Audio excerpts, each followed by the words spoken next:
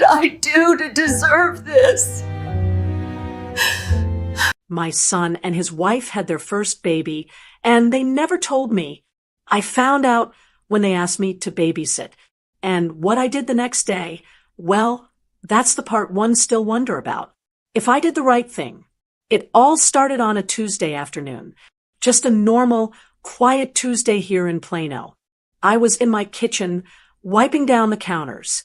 You know how you get into a routine. The house has been quiet for a long time, ever since my son, Anthony, moved out. Sometimes the silence is peaceful. Other days, it's just loud. I was staring out the window at the marigolds I'd planted, thinking about what to make for dinner for one, when my phone buzzed on the granite countertop. I dried my hands and picked it up. It was a text from Anthony. Just seeing his name made me smile. You know how it is. No matter how old they get, no matter how busy they are with their own lives, that's still your boy. The text was short. Hey Mom, we need a favor. I chuckled a little. A favor? Of course. That's what moms are for, right? I immediately started running through the list of possibilities. I figured the garbage disposal in their new house was acting up again. Or maybe Lillian, his wife, needed me to pick up a prescription for her while I was out. Just normal, everyday things. I started to type back. Sure, honey, what's up? But before I could even hit the send button, the 3 little dots popped up. He was still typing. I waited, my thumb hovering over the screen. And then the next message came through. My phone was still in my hand. I read it once. I know this is sudden, but could you come by tomorrow and babysit? Lillian and I are going to need you to watch the baby for a few hours. I read it again, and then a third time. The words, they just didn't connect. They felt like they were from a different language. The baby, not a baby. The baby, like it was a baby I was supposed to know about. A baby we had been talking about for months. A baby I had helped pick out a name for. A baby I had seen. My heart didn't just sink. It felt like it stopped, then dropped right through the floor. It was a physical feeling, a cold, heavy lurch in my chest. A baby? What baby? My mind just started racing, trying to find a piece of information I had missed. Did I forget a conversation? Had they mentioned an adoption? No. Had Lillian been pregnant? I tried to picture her. When was the last time I saw them? It was, oh goodness, it must have been 6, maybe 7 weeks ago. We met for lunch. I remember Lillian was wearing a loose-fitting blouse, a flowy one, but I just thought it was the style. She looked tired, but I just figured it was work. She's a lawyer, always working, always stressed. But 9 months? How do you hide a pregnancy for 9 months? And then the birth. They never said a word. Not one phone call. Not a card. Nothing. How old was this baby? The text said, babysit. You don't ask someone to babysit a 2-day-old newborn, do you? Is this baby weeks old? Months? The blood drained from my face. I had to sit down. I gripped the edge of the counter, then stumbled over to the little breakfast table and just dropped into the chair. My hands were shaking. I was a grandmother, but I had no idea for how long. And I didn't even know. Why? Why would they hide something like this? I thought we were close. I mean, sure, Anthony got busier after he married Lillian. That's normal. That's how it's supposed to be. You raise them to leave, to build their own family. But this felt different. This wasn't just being busy. This felt like a secret. This felt like I was being excluded, punished. But for what? I tried to replay that last lunch. Every word. Did I say something wrong? Did I offend Lillian? I'm always so careful around her. She's very different from me. I'm the just say what you feel type. She's the think about it for 3 days and then hold a grudge type. Maybe I said something about their house or her job. I couldn't remember anything. It was just lunch. We talked about the weather. We talked about my garden. And now, they need a favor. That's what cut the deepest. They didn't call to share the joy. They didn't send a picture to announce the new life. They didn't text me and say, "Mom, you're a grandma."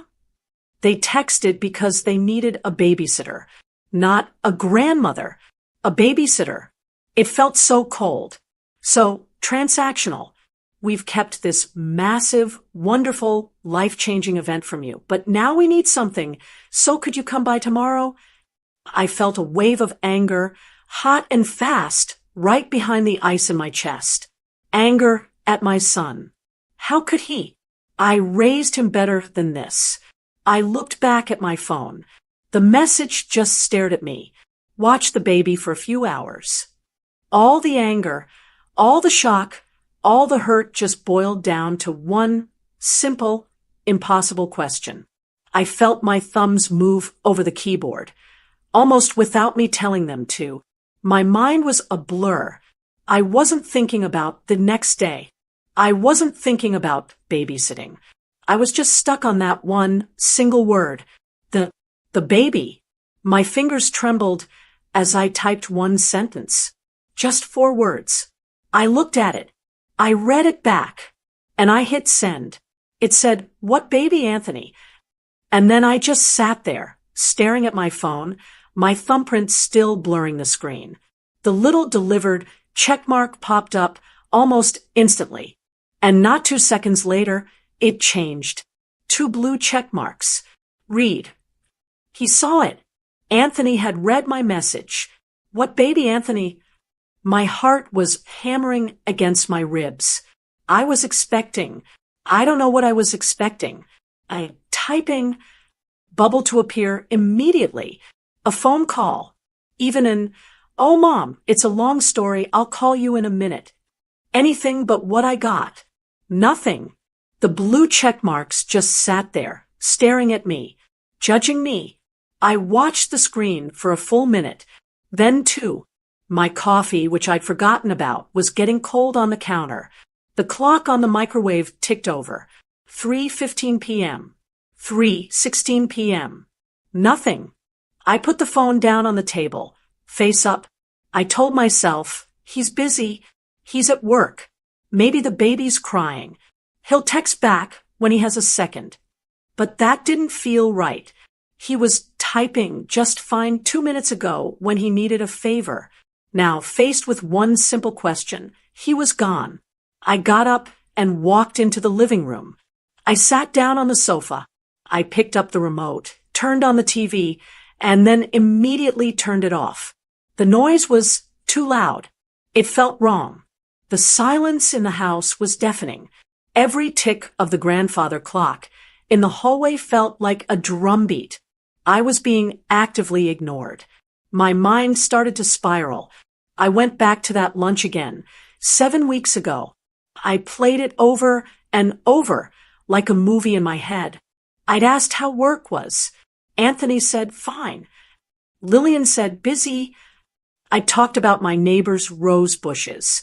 Lillian mentioned they were thinking about painting their guest room. Oh God, the guest room. Was that it? Did they paint it to be a nursery? Did I miss the clue?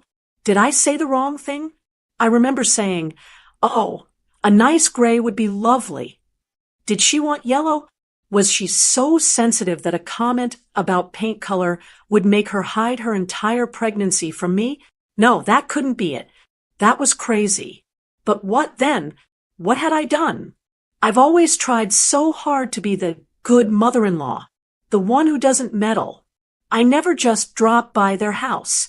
I always call first. I never offer advice unless Anthony asks me directly, and even then, I try to bite my tongue. I know Lillian is particular. She has her own way of doing things, and it's not my way. I was raised to scrub a pot. She's the type to throw it out and buy a new one. I'm from a generation where you tell your family everything. She's from a generation that posts everything online for strangers, but tells their family nothing. Maybe that was it. Maybe they'd announced it on, what's that thing? Instagram. Maybe my son announced the birth of my first grandchild to the whole world, and I was the only one who didn't know because I don't follow him. The thought made me feel sick. I felt old and stupid and completely, utterly outside. I walked back into the kitchen. The phone was still dark on the table. It had been 10 minutes.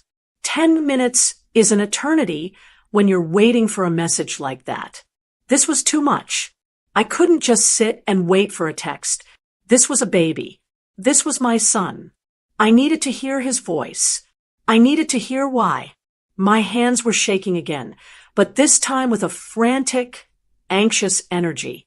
I snatched the phone off the table. I went to my favorites, and I hit the little picture of his face.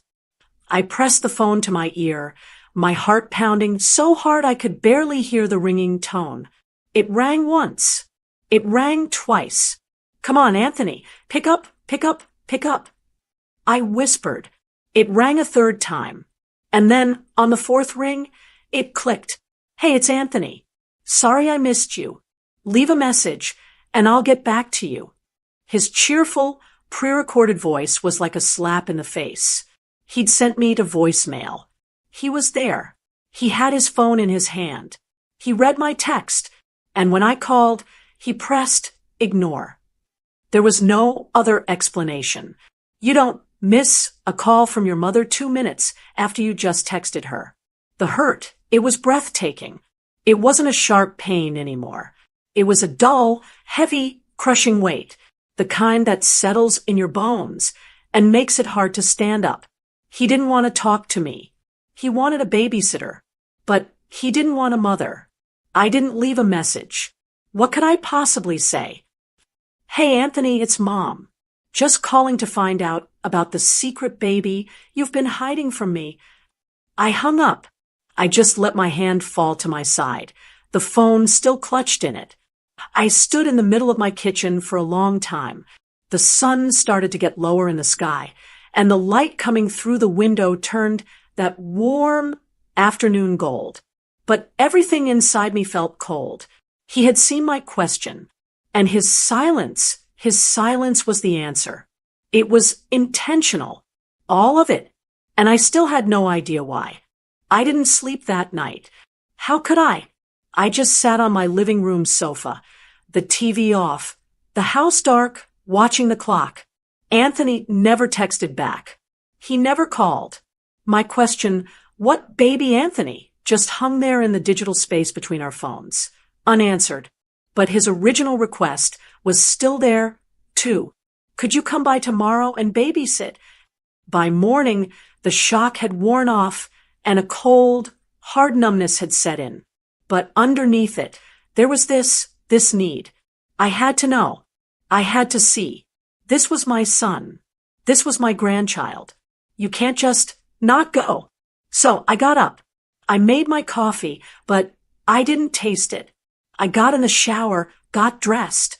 I put on my nice blouse, the one I wear when I want to feel put together, even when I'm falling apart inside. The whole drive over to their house, my stomach was in knots. I felt like I was going to be sick. I kept rehearsing what I was going to say.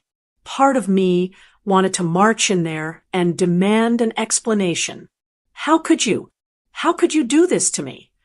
But another part of me, the part that was just a mother who missed her son, was terrified that if I pushed too hard, I'd lose him for good. So I settled on nothing. I decided I would just show up, as requested, and see what happened. Maybe it was all a horrible misunderstanding. Maybe there was a good reason. I held on to that tiny, flickering hope. I pulled up to their house. It's in one of those new neighborhoods where all the houses look a little too perfect. I sat in the car for a full minute, just staring at the front door. My hands were shaking so hard I could barely unbuckle my seatbelt. Finally, I got out. I walked up the pathway, and I rang the bell. I heard footsteps inside. But it wasn't Anthony who opened the door. It was Lillian. She was wearing yoga pants and a loose t-shirt, her hair pulled back in a messy bun. She looked tired, but she gave me this bright, brittle smile.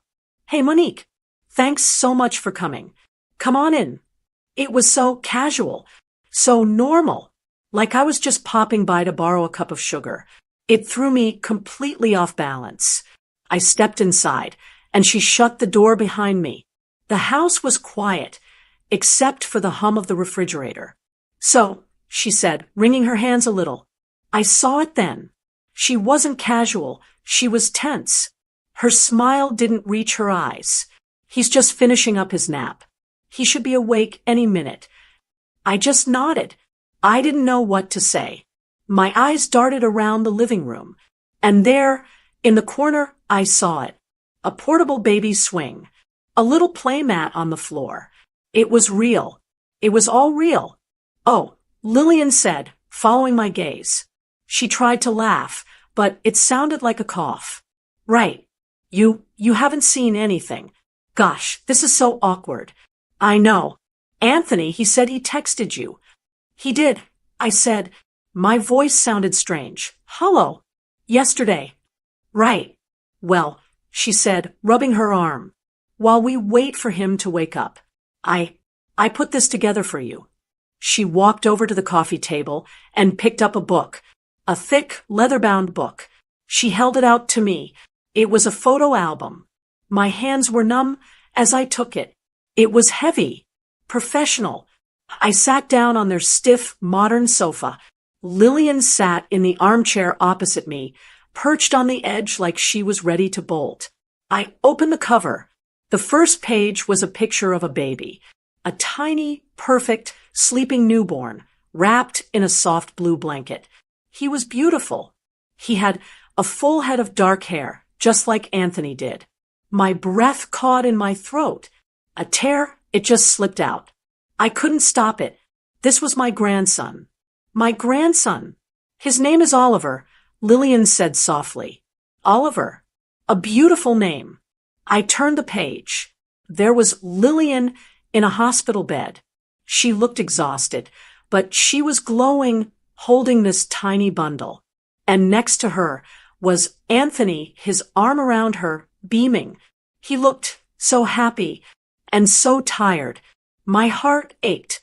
It was this bizarre mix of joy for them and this profound, deep, cavernous hurt that I wasn't there. And then I turned the page again. My whole body went cold. It was a picture of Lillian's mother, Carol. She was in the hospital room, wearing a gown. And she was holding the baby. She was beaming. I turned the page. There was Lillian's father, holding Oliver. I turned the page. There was Lillian's sister and her husband and their 2 kids, all gathered around Lillian in the hospital bed. A whole family portrait. I kept turning, page after page. Photos of them bringing the baby home. Photos in the nursery. Photos of Carol giving the baby a bath. Photos of Lillian's dad asleep in the rocking chair, holding him. They were all there. They had all been there. From day one. While I was at home, planting marigolds, wondering why my son hadn't called me in a few weeks, they were here. They were celebrating. They were building a family. And they were documenting all of it. I finally looked up from the album. My hands were gripping the cover. So tightly my knuckles were white. Lillian was just watching me, her face pale. He has Anthony's nose, don't you think? She offered, her voice small. We had those done when he was a week old. Oliver is 6 weeks old now. The photographer was just so great. 6 weeks. He was 6 weeks old. All that joy I'd felt for a second, it was gone. It was replaced by this cold, sick, public humiliation. I wasn't just forgotten. I wasn't an oversight. I was the only one. Lillian's entire family was in these photos. Her mother had been here for baths. Her father had been here. They didn't just forget to tell me. They chose not to. I just stared at her. 6 weeks. My voice came out flat. Lifeless.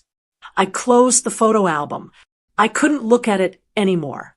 I couldn't look at the pictures of Lillian's mother giving my grandson a bath. I couldn't see the joy on Anthony's face, knowing he had actively kept that joy from me. Just then, a small noise came from a little white box on the end table. A baby monitor. It was a soft cry, then a full-on wail. Lillian jumped up, her face a mix of nervousness and relief to have something to do. "Oh, that's him. He's got great timing. I'll just go get him." She hurried out of the room, leaving me alone on the sofa.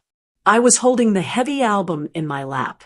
I didn't want it, but I couldn't seem to put it down. It felt like it was filled with lead. 6 weeks. They had 6 weeks of a new life. 6 weeks of firsts. 6 weeks of family. And I was at home talking to my marigolds. The humiliation was one thing. The feeling of being pushed aside by Lillian's family was another. But the person who was really missing from this picture was my son. Anthony. He did this. He allowed this. He planned this. My boy. The one I raised. Lillian came back into the room, and in her arms, she was holding a small bundle wrapped in a pale yellow blanket. "Here he is," she said, her voice trying to be cheerful. He's a really good baby, mostly." She walked over and stood in front of me. I looked at her, then at the baby. I still hadn't moved. "Monique," she said, a little awkwardly, Do you want to hold him?" I realized I was just sitting there, frozen, with the album on my lap. I slowly placed the Book of Lies on the cushion next to me. My arms felt heavy, empty. I held them out. Lillian carefully passed him to me. The moment he settled in my arms, everything else just disappeared. He was so light, but so real, so warm. He had a tiny, perfect, wrinkled face, and his little mouth was rooting around, searching for food. He smelled like baby powder and milk. He was perfect. He had a full head of dark, silky hair, just like I remembered Anthony having. And as I looked at him, as I really saw him, this tiny, innocent human being, my grandson, the wall I had built around my heart just crumbled. All the anger, all the confusion, it all just melted away. And all that was left was this overwhelming, unconditional love. It was instant. It was primal. I brought him a little closer, and my hand, which had been shaking with anger, was suddenly steady as it supported his head. He made a little squeaking noise in his sleep and nuzzled his face into my chest. And that's when it hit me. That little movement. Anthony used to do that. Just like that. I wasn't in Lillian's perfect, cold living room anymore. I was back in my old apartment 30 years ago. I was in a rocking chair, the one with the squeaky floorboard underneath it. I was holding Anthony. I remembered working a double shift at the diner, my feet aching so badly, I wanted to cry. I'd come home smelling like French fries and coffee, and he would be waiting up for me, just a little boy. I remembered the Christmas I had exactly $50 left after paying the rent. $50 for presents, for a tree, for everything. And Anthony just wanted one thing. That red bicycle in the window of the toy store.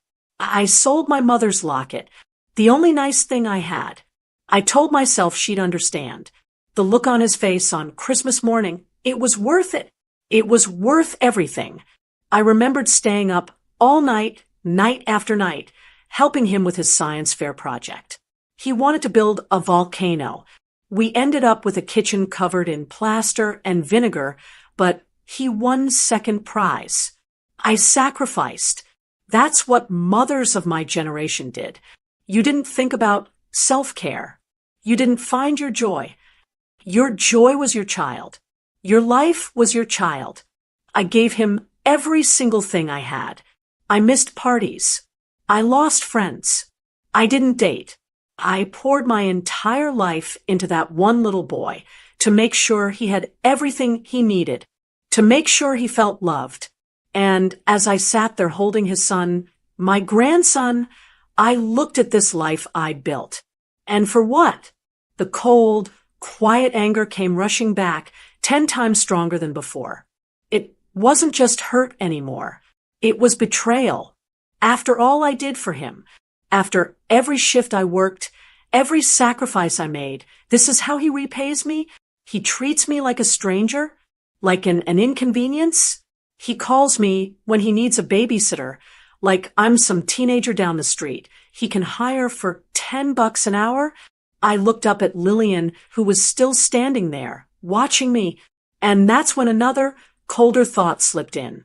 A thought that came from that place of doubt you keep locked away. I remembered how hard I cried when he moved out. He'd had to gently pry my hands off his suitcase. "Mom, I'm just going across town, not to the moon," he'd said, laughing. I remembered the time I got into that awful argument with Lillian before they were married. I'd told Anthony she didn't seem warm enough for him. He didn't speak to me for 2 weeks. I remembered calling him. Maybe I did call a lot, just to check in, just to see how he was, just to hear his voice. He'd always sound a little rushed. "Mom, I'm busy. Can I call you back?" Was this my fault? Was all my love, all my sacrifice, was it just too much? I looked down at the beautiful, sleeping baby in my arms. A baby who was a complete stranger to me. They didn't just forget me. They didn't just get busy. This was a decision. They looked at me, at my love, at my history of sacrifice, and they saw a problem. They saw a woman who was too much, overwhelming, a meddler. I wasn't a mother to him anymore. I wasn't even a grandmother. I was an obligation. I was a problem to be managed. I sat there, holding him, that awful realization just washing over me in cold, nauseating waves. My love was a burden. My help was a problem. My entire identity as a mother was the very thing that had gotten me kicked out of my son's life. Lillian was just standing there, shifting her weight from foot to foot. She was watching my face. She must have seen the change in me, the way the blood drained from my cheeks, the way my arms, which had been so soft, suddenly went rigid. "Monique," she asked, her voice small. Are you okay? Can I get you some coffee or some water?" I couldn't look at her. I just kept staring down at the tiny, perfect face of the grandson I was only holding because they needed free childcare. "Why?" The word just came out. It was barely a whisper. I cleared my throat and tried again, my voice shaking. "Why, Lillian? Just tell me the truth. What did I do? What did I do that was so awful that my son had to hide his own child from me?" Lillian flinched, like I'd slapped her. "Oh, Monique, no, it wasn't like that. It wasn't awful. We were just so overwhelmed. You know, the birth and him not sleeping, it all just happened so fast." I finally looked up at her. My eyes were cold. I knew she was lying, and she knew I knew. 6 weeks, Lillian," I said, my voice low and hard. "You've been overwhelmed for 6 weeks, but you weren't too overwhelmed to have your mother here. And your father, you weren't too overwhelmed to hire a professional photographer and make that book." I pointed at the album on the cushion like it was a snake. "You had time for your entire family. You just didn't have time for me. So please stop with the overwhelmed. I'm not stupid. I'm his mother. I deserve the truth." Lillian's face crumpled. She looked away, her eyes filling with tears. Right then, Oliver started to fuss. He turned his head in my arms and let out a little cry. And just like that, decades of instinct took over. I stood up gently and started to rock him, patting his back. Shuh, little one, it's okay. Grandma's here." The word grandma felt like ash in my mouth. "He's probably ready to go back down," Lillian said, wiping her eyes. "He doesn't stay up for long." She held out her arms. I looked at Oliver, at his sweet, sleeping face. I wanted to just walk out the door with him, I wanted to take him home and love him and protect him, but I couldn't. He wasn't mine. I handed him over. My arms felt instantly, painfully empty again. Lillian just stood there, holding him. I'll just go put him in his bassinet. I'll be right back. Please. Don't leave. I just nodded, my throat too tight to speak. She disappeared down the hallway into what must have been the nursery. I heard a sound machine click on, the gentle shushing of fake ocean waves. I sat back down on the sofa. I felt like a stranger in a stranger's house. I was waiting for an explanation that I knew was only going to hurt me more. But I had to have it. The not knowing was one kind of pain. This was going to be another. Lillian came back a minute later. She didn't sit in the chair opposite me this time. She sat on the other end of the sofa, as far away from me as she could get. She twisted her hands in her lap. "It wasn't my idea, Monique," she said, her voice so quiet I could barely hear her. "I just waited. It was Anthony." My heart, which I thought couldn't possibly break anymore, it just cracked. My son. Not her. My son. He was worried. She started, the words coming out in a rush. He was scared. He was so stressed about being a new dad. He kept saying he didn't know what he was doing, and he was terrified he was going to break the baby. She took a shaky breath. And he was afraid that as soon as we told you, you would just take over. I stared at her. Take over?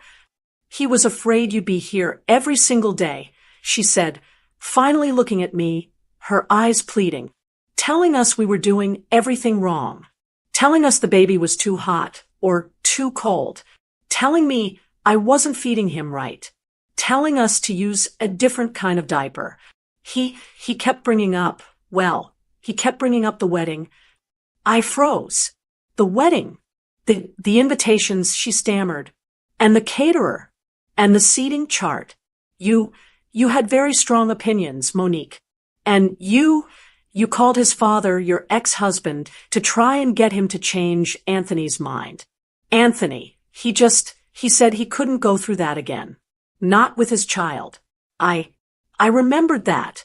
I did remember that. But I was just trying to help. The caterer was terrible, and his father did agree with me. And the house. She went on, like she couldn't stop now. When we bought this place, he was so proud. And you kept sending him listings for other houses, telling him this neighborhood wasn't safe, and the schools weren't as good. You made him feel small. Like he'd failed. I never meant that. I was worried. I was trying to protect him. He was overwhelmed, Monique, she said, the tears streaming down her face now. But not by the baby. He was overwhelmed by you. He said he just needed a month. Or two. Just to get his feet under him. To feel like he was a father. Before you came in and tried to be the real parent. There it was. The truth. It was a rejection of my entire life. My love, my help, my worry, my motherhood. He saw it all as a criticism, as a burden, as a hostile takeover. I told him it was wrong. She whispered. I said, "Anthony, we have to tell your mother." I swear I did, but he'd just say, "Next week. I'll tell her next week." And then Oliver was born, and it was magical, and it was just our secret. And then it was a week old, and then a month, and then it just got too big. It got to the point where, how do we even tell her now? And then the babysitter canceled on us, and Anthony he just texted you, like a coward. He's a coward. I didn't say anything. I couldn't. My mind was just blank. It wasn't that he forgot me. It was that he remembered exactly what I was like and had decided I wasn't worth the trouble. There was nothing else to say. What could I say? Oh, I'm sorry my love for you was so inconvenient. I'm sorry I tried to help. I just sat there, numb. The word overwhelmed just echoed in my head. Overwhelmed, overwhelmed, overwhelmed. Lillian just sat there, sniffling. We were two women sitting on opposite ends of a sofa with a giant, gaping hole of a secret between us. The silence was finally broken by the sound of the front door opening. Hey, I'm home. Are we ready to go? Anthony. He walked into the living room, loosening his tie. He stopped when he saw us. He saw me on the sofa. He saw his wife, her eyes red and puffy from crying. And he had to know. He had to know exactly what just happened. A look of pure, unadulterated panic flashed across his face. But he covered it. In a split second, he covered it with that bright, breezy, everything is fine smile he's so good at. Mom, he said, like he was surprised and delighted to see me. You made it. Thanks so much for doing this. You're a lifesaver. Lillian, honey, are you ready? Our reservation is at 7. We're going to be late. He didn't look at me. Not really. He kissed Lillian on the top of her head. He bustled around, grabbing his keys, checking his phone. He was a whirlwind of nervous energy, using the rush as a shield. He was terrified I was going to start yelling. He was afraid of the confrontation he knew he deserved. He didn't get one. I couldn't. I was too empty. The fight had gone right out of me. What Lillian said it had just broken something. She's fine, Anthony, I said. My voice was quiet. Lillian showed me where everything is. He finally made eye contact with me. Just for a second. Oh, great. Well, bottles are in the fridge. Diapers are in the... I know where they are. Anthony, I cut him off. Right. Okay. Well, he should be good for a few hours. We'll be back around 10, 11. Fine. Lillian went and got her purse. She wouldn't look at me. Anthony opened the front door, all but pushing her out of it. Thanks again, Mom. You're the best. And then they were gone. The door clicked shut, and I was alone in their perfect, quiet house, with the grandson I'd only just met. I sat there for, I don't know how long, an hour? The ocean sounds shushed from the monitor. Finally, a little cry. I got up. I felt like I was moving through water. I went into the nursery. It was all gray and yellow, just like I'd suggested. The irony. I picked Oliver up. Hey, little one, I whispered. My voice cracked. I took him to the kitchen. I found the bottles. I fumbled with the bottle warmer. I felt incompetent, clumsy. I'm sure Carol, Lillian's mother, knew exactly how to work it. She'd had 6 weeks of practice. I finally got the milk warm. I sat down in their expensive rocking chair, and I fed my grandson. His little eyes stared up at me, dark and serious. He didn't know. He had no idea who I was. He didn't know the war that was raging just to hold him. He was just a baby. He was just pure, innocent need. And as he drank, the tears I'd been holding back, they just started to fall. I wasn't sobbing. It wasn't loud. It was just this silent, hot, endless stream of tears. They dripped off my chin and onto his little yellow blanket. I cried for the 6 weeks I'd lost. I cried for the phone calls that never came. I cried for those pictures in that horrible album. But most of all, I cried for my son, the boy I'd raised, the man I didn't even know, the man who saw his own mother as a problem to be managed. I was grieving. I was grieving the relationship I thought I had. It was a lie. The closeness I felt, the bond one treasured, it was all in my head. He finished the bottle. I burped him. I changed his diaper. I held him. I held him and I rocked him, breathing in that sweet, milky smell.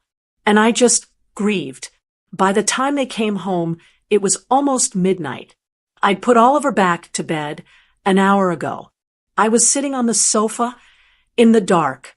The door opened and they came in laughing about something. They stopped when they saw me. "Mom," Anthony said, flipping on the light. "You're still up." "How was he?" "He was fine," I said, standing up.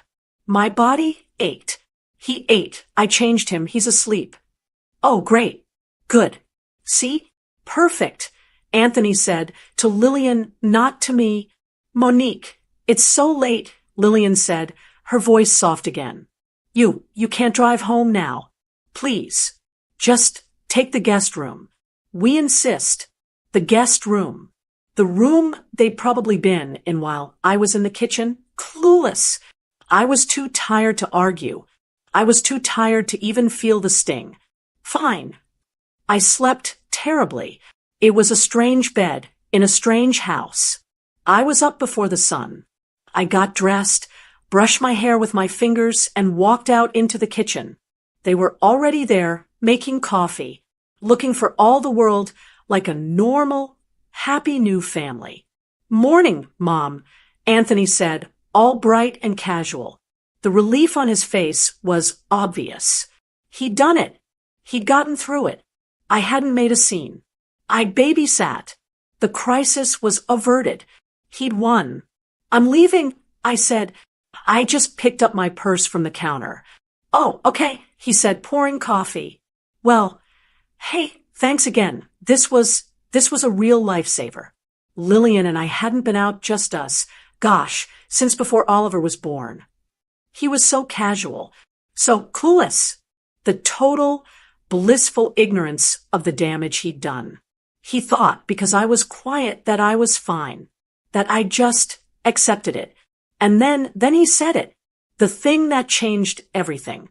He took a sip of his coffee. "By the way, are you free next Friday? We were thinking we could make it a regular thing. You know, a date night." I stopped. My hand was on the strap of my purse. I turned around.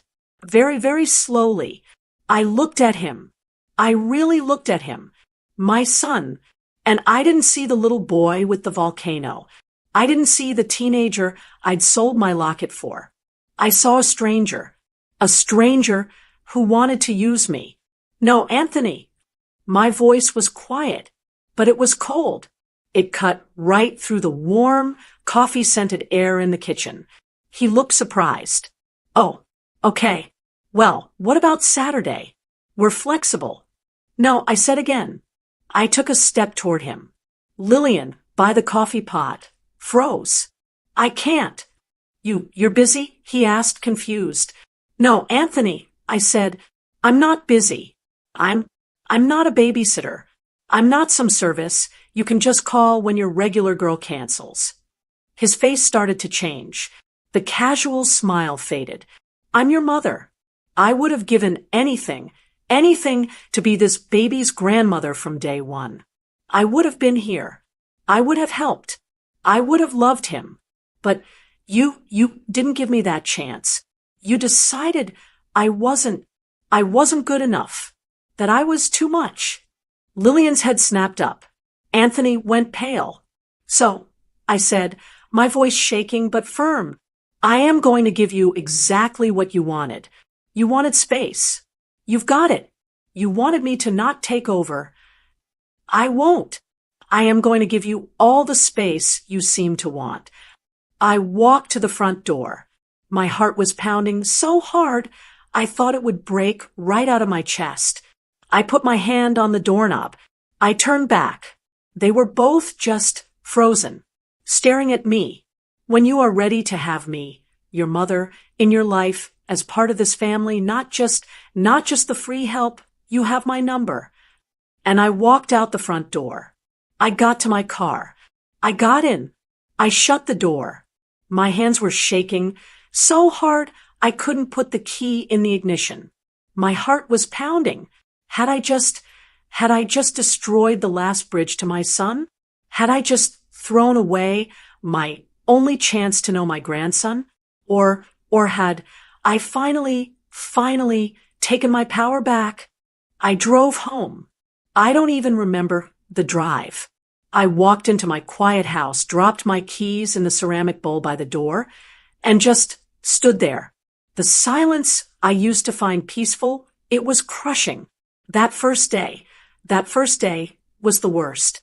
I kept replaying that scene in their kitchen over and over in my head. The look on Anthony's face, the shock, the fear. Had I gone too far? That question haunted me. I sat in my armchair, the one I always sit in, and I second-guessed everything. I'm a mother. My job is to love. My job is to forgive. Had I just let my pride, my hurt, get in the way? Had I just proven him right? Had I proven that I was too much? That I was this monster of judgment, that he had to hide his life from? What if he never called?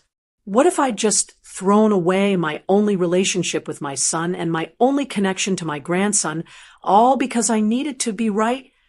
That thought was so painful. I almost picked up the phone a dozen times. To apologize. To say, I'm sorry, I was emotional, let's just forget it. I can babysit next Friday. But I couldn't, because every time I reached for the phone, I'd see that photo album in my mind. I'd see Lillian's mother, Carol, beaming, holding my grandchild in the hospital. I'd hear Lillian's voice. He was afraid. You would just take over. And I knew if I caved, if I was the one to apologize, then nothing would ever change. I would be the free help. I would be the problem they managed. I would be the last-minute phone call. And I would just have to swallow my hurt over and over again for the rest of my life. So I didn't call. It was the hardest thing I've ever done. Day 2 passed. Silence. Day 3. I started to feel sick, a deep, agonizing pit in my stomach. I wasn't eating. I'd just make coffee and pour it down the drain. Day 4. The anger was gone. I just felt lost. I walked past the guest room, the one we'd always called Anthony's room. And I cried. I cried for the boy who wasn't there anymore. Day 5. I started to get angry again. But this time, it was a cold anger. How dare he? How dare he put me in this position? How dare he make me choose between my dignity and my family? Day 6. I felt numb. I woke up and I resigned myself to it. This was my new life. I was a 68-year-old woman with a son and a grandson, and I was completely, utterly alone. I had made my stand, and this terrible, echoing silence, this was the price. And then, on day 7, 1 full week since I'd walked out of his house, my doorbell rang. It was in the evening, just after 6. I wasn't expecting anyone. I thought it was just a package. I opened the front door, and there he was. It was Anthony. He was alone. He wasn't the breezy, confident man from the kitchen. He looked awful. He hadn't shaved in a few days. He had dark circles under his eyes. He was wearing an old, wrinkled t-shirt and jeans. He just stood there on my doormat. He looked like a little boy, like the little boy who used to come to my door after he'd fallen off his bike, holding his scraped knee. Hey, Mom, he said. His voice was rough. I didn't say anything. I couldn't. Can I come in? Please. I just stepped back. I held the door open. He walked past me. He smelled like stale coffee. He walked into my living room, the one he grew up in, and he just stood in the middle of the rug. He looked lost. Where's Lillian? I asked. My voice was rusty. She's at home. With Oliver, he said, not looking at me. She told me I needed to come. She said I needed to fix this. He was wringing his hands, the same way Lillian had. Anthony, I started, but my voice broke. Mom, I'm sorry. He just blurted out. The words came tumbling out of him, like he'd been holding them in for a week. I'm so sorry. What you said, you were right. You were right about everything. He finally looked at me, and his eyes, they were filled with tears. My son, I hadn't seen him cry since his dog died, when he was 12. I was scared. He said, his voice cracking. Lillian was right. I was terrified, not of the baby. I was terrified of failing. And I was terrified of you. I just listened. I know how much you love me, he said, pacing a small circle on the rug. But Mom, sometimes your love it's heavy. It's so heavy. When you didn't like the caterer, it wasn't just an opinion. You called Dad. You went behind my back. When you didn't like the house, you didn't just say it once, you sent me listings for weeks. You made me feel like a stupid kid who couldn't do anything right. And when we found out Lillian was pregnant, I was so happy. I was just so excited. And then all I could think about was, Mom's going to come in and she's going to tell me the nursery's wrong and the name is wrong and the way I hold him is wrong. And I was a coward. I was a selfish coward. And I told Lillian I needed some time, just a little time, to feel like I was his dad. And it got bigger. The secret, it just got bigger every day until it was this horrible, ugly thing. And then I texted you for babysitting. God, I don't know why I did that. I think I missed you, and I was too much of a coward to just call and say I was sorry. So I tried to pretend it was all normal. I broke your heart. I know I did. I'm so sorry, Mom. He just stood there, crying. My son, a 30-year-old man, a new father, just standing in my living room, crying like he was a child. He looked so small. All the anger I had, all the coldness from the last week, it just evaporated. It was gone. And all that was left was my son, my broken, stupid, selfish, wonderful son. He looked at me, his face a mess. I miss my mom, he whispered. I don't know how to fix this. I looked at him, my son, this grown man who was a father, just crumbling in my living room. And his question just hung in the air between us. I don't know how to fix this. My first instinct, my mother instinct, was to run over and hug him, to say, it's okay, baby, it's all okay, Mommy forgives you. But I couldn't. It wasn't okay. And I wasn't just Mommy. I was the woman he had shattered. And if I just rushed in and fixed it for him, like I'd fixed his scraped knees and his broken science projects, then we'd be right back where we started. He'd be the child, and I'd be the overwhelming mother, and nothing would ever change. I took a breath, and I spoke the hardest, most honest words of my life. I don't know how to fix it either. Anthony. He looked up, his face stricken. I never knew, I said, my voice trembling. I never knew my love felt heavy. I was just being your mother. It's the only way I knew how. I was just trying to help. I was trying to keep you from making the same mistakes I did. I didn't realize I was suffocating you.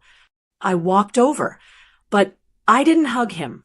I just sat down in the armchair across from him. Sit down, Anthony. Please. Just sit down. He wiped his face on his sleeve like a little boy, and he slumped onto the sofa. We can't go back, I said, looking at my hands. What you did, hiding him, letting me find out like that, it changed things, Anthony. It broke my trust in you. I don't know how to look at you and not not see the man who sent me to voicemail while I was having a panic attack. He flinched, but he nodded. He didn't argue.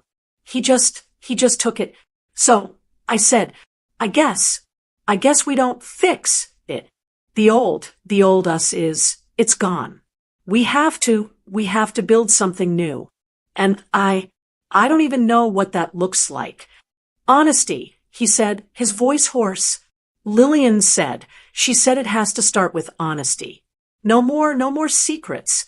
No more handling you. She said, I have to just talk to you. Like a grown-up. She's a smart woman, I said. And for the first time, I didn't feel a sting of jealousy when I said it. She's right. You have to use your words, Anthony. If you think I'm being too much, you have to tell me. You don't get to just hide your life from me. That's cowardly. And you are not a coward. He whispered. Mom, I was so cowardly. I'm so ashamed. Well, I said, letting out a long breath I felt like I'd been holding for a week. You're here now. We just sat there. In the quiet. For a long, long time. It wasn't fixed. But it wasn't broken in the same way, either. It was just open. He stayed for another hour. We didn't talk about the baby. We didn't talk about the last 6 weeks. We just talked about his work, about my garden. It was so normal, it felt strange. When he got up to leave, he stood by the door. Can you come for dinner? On Sunday? Not to babysit. Just to come. For dinner. We'd like you to be there. I want you to see Oliver. I mean, really see him. I hesitated. My heart wanted to scream. Yes. But my pride, my hurt was still so raw. Please, Mom, he said, I'm asking. And that was different. He wasn't telling me. He wasn't using me. He was asking me. Okay, I said, my voice quiet. Sunday. Those next few days. I was a nervous wreck. What was I walking into? Was it a trap? Was it real? When I knocked on Sunday, both of them opened the door. Anthony and Lillian. Lillian was holding Oliver. She looked shy. Her eyes were still a little red, but she gave me a small, real smile. Not the brittle, tense one from before. Hi, Monique, she said. Hi, Lillian. Hi, Anthony. The dinner was nice. It was awkward. We talked about the weather. We talked about a movie I'd seen. It was all very careful. After we ate, Anthony took the baby to change him. And I was left alone in the kitchen with Lillian. We were just clearing the plates. Monique. She started her back to me. I'm so sorry for my part in it. I never should have let it go that long. I knew it was wrong. I was a coward, too. I stopped stacking the plates. I looked at her, and I saw not my rival, not the woman who stole my son. I saw a new mom who was tired and scared and who had married a man who was still a little bit of a boy. Lillian, I said, and I was surprised at how steady my voice was. He was right about the wedding and the house. I was too much. I was scared of losing him. To you, I thought, if I wasn't helping, then I wouldn't have a role anymore. And I handled it all wrong. I'm sorry. I'm sorry if I made you feel like you weren't good enough. She turned around and she had tears in her eyes. I wanted to feel like his wife. Not like the other woman in his life. You know? I do know, I said. And I don't want to be your mother. I'm his mother. And I want to be Oliver's grandmother. You have to tell me what that looks like for you. You have to give me the rules. Because my old rules, they don't work anymore. She let out a little watery laugh. Okay, okay. How about a new rule? How about you ask if we want help before you just, jump in? I smiled. A real smile. I can do that. And she said, we promise to call you, to send you pictures, to include you. Not just when we need something. I'd like that, I said. I'd like that very much. Anthony came back in, holding Oliver. He looked at us, at the two of us standing there by the sink, and we were actually smiling. He looked relieved. Mom, he said, do you want to hold him? He held him out to me, and this time it was different. It wasn't to hear you watch him. It was a gift. I took him. I sat down on their sofa, the one where I'd felt so humiliated, and I just held my grandson. I looked up. Anthony and Lillian, they sat down in the armchair. Together. His arm was around her. They were a unit. A little new, tired family. And I wasn't in the middle of it. I wasn't the center of Anthony's world anymore. I was on the outside. A cherished, loved, wanted part, but I was on the outside. And I was surprised to find that I was okay with that. It would never be like it was before. That old life where I was his number one, that was gone. It had died in those 6 weeks of silence. But as I sat there, rocking my grandson, and he wrapped his tiny, tiny fingers around my thumb, I realized that maybe, just maybe, this new beginning, this could be enough. It's been, about 4 months since that Sunday dinner. It's not perfect. I want to be clear about that. It's not like in the movies where everyone has one big, tearful conversation, and then everything is fixed forever. It's work. There are still days when I see Lillian post a picture of Oliver online, and I feel that little sting. That, they didn't send that one to me. And there are days when I have to physically bite my tongue. I'll be over at their house, and I'll see Lillian putting Oliver down for a nap. And my brain is just screaming, he's overtired. You missed the window. That's why he's crying. And the old me would have just said it. I would have just helped. I would have stepped in. But the new me, she just takes a sip of her coffee. She just lets them be parents. She lets them make their own mistakes. And I wait. I wait until they ask me. And you know what? Sometimes they actually do. Anthony, he's working at it too. He calls me. Not every day, but he calls just to call. Just to say, hey, Mom, Oliver did this funny thing today. And every time the phone rings and I see his name, my heart still gives this little leap of gratitude. I learned so much through this. It was the most painful thing I've ever gone through. Worse than the divorce, even. Because this felt like a rejection of my life. My whole purpose. I learned that mother isn't a job title that lasts forever. It evolves. It has to. You're the CEO for the first 18 years, and then you have to learn to be a consultant. You have to learn to be on the board of directors. You're not supposed to be in the mailroom opening their mail. And I learned that my love was heavy. It came from a good place, but it was heavy. And I had to learn to set it down, to love him in a way that didn't feel like a burden to him. But I keep coming back to that one moment, that morning in their kitchen, when Anthony asked me to babysit for date night. After everything I just found out, I can still feel the cold, hard anger in my chest. I can still hear my own voice. No, I'm not your babysitter. I can still feel the slam of my heart against my ribs when I walked out that door. I can still feel the agonizing terror in my car when I sat there, shaking, thinking, did I just make the biggest mistake of my life? I I have to ask you, because I've turned it over and over in my mind 1,000 times. When I refused to babysit again, when I told him I wasn't just the free help, was I right? Was I right to stand up for myself?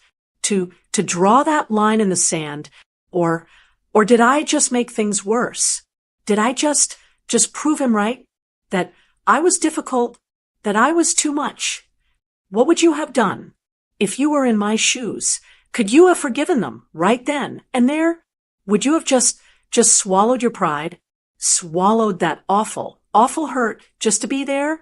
Just to get your foot in the door so you could see your grandson? Or would you have walked away? I really want to know, because I still don't know if I did the right thing. And I guess I have to ask this too. Have you ever felt this way? Have you ever woken up and realized that the phone's not ringing? That you're not the first person they call anymore? Have you ever felt forgotten, left out, pushed aside by your own children, by the new family they've built? How did you handle it? How do you find your place when your old place is gone? I'd really like to know. This was my story, and it's one I never ever thought I'd be telling.